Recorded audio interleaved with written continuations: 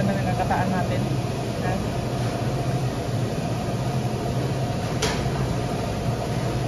Ano? Nakakapawa.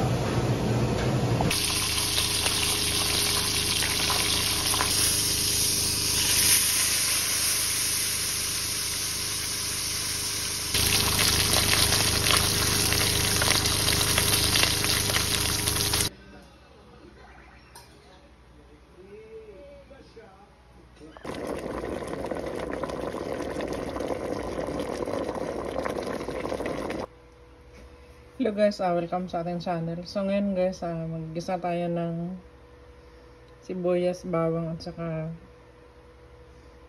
luya. So painit muna natin tong mantika. So yung lulutuin natin guys, yung tilapia na igataan natin.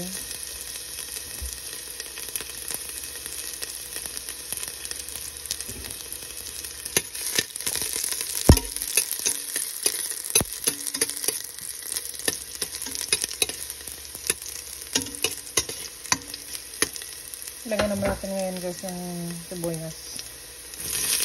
Medyo diniros tayo yung sibuyas ngayon kasi mura lang yung sibuyas dito sa amin. So ginawa namin doon sa tilapia guys. Pinirita ko muna kanina bago natin kataan. Isulan naman natin yung luya.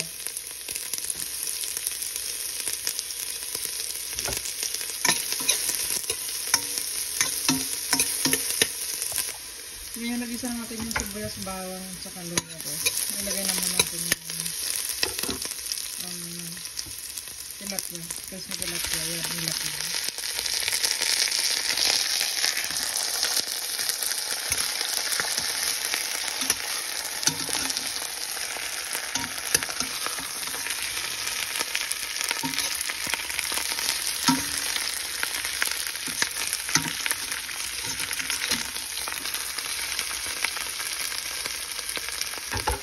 Guys, lagyan natin siya ng isang latang gata. Pero talaga siya.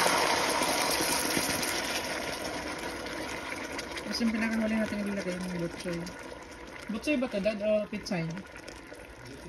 Yung butsoy. Itong tilapia na ito guys, nabili namin to yung kalagay sa aquarium. Fresh talaga. Ha?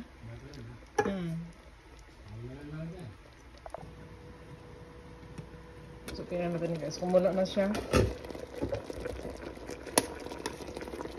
So, lagyan natin siya ng gulay na botsoy.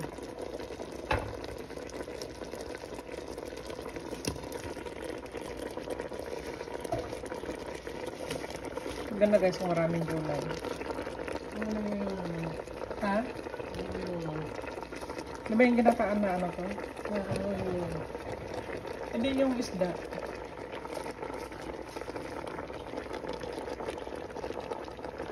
Ay, oo, nag-isa ko muna sa sibuyas, bawang at luya.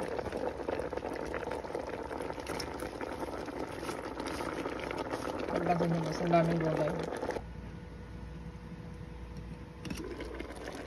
So, timplahan natin ngayon guys ng patis. Tansayan na lang natin. Mas malasa kung patis ang ilagay natin. Lagyan natin ng paminta.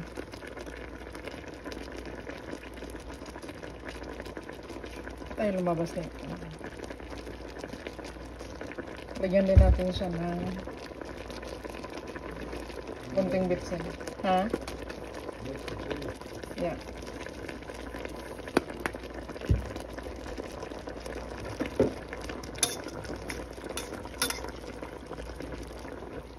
Masarap pag kumakain ng tilapia guys, pag nabili mo siyang buhay. Kasi dito sa amin, lahat ng mga ulam dito naka-protein lahat.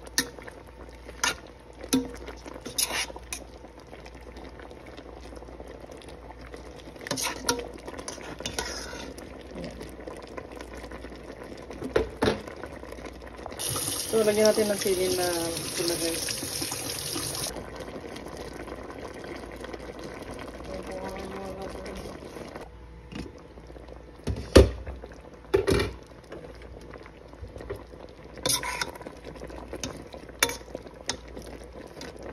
itong ginataang tilapia natin guys, luto na ito. Itong tilapia guys, kahit na hindi nyo iprito yan, depende sa inyo kung anong klaseng lutong gagawin ninyo. Ako naman ginawa ko dito, pinarito ko muna siya ng bahagya kanina bago ko siya ginataan. Yan. Ang taba. So buhay ito guys ng binili namin.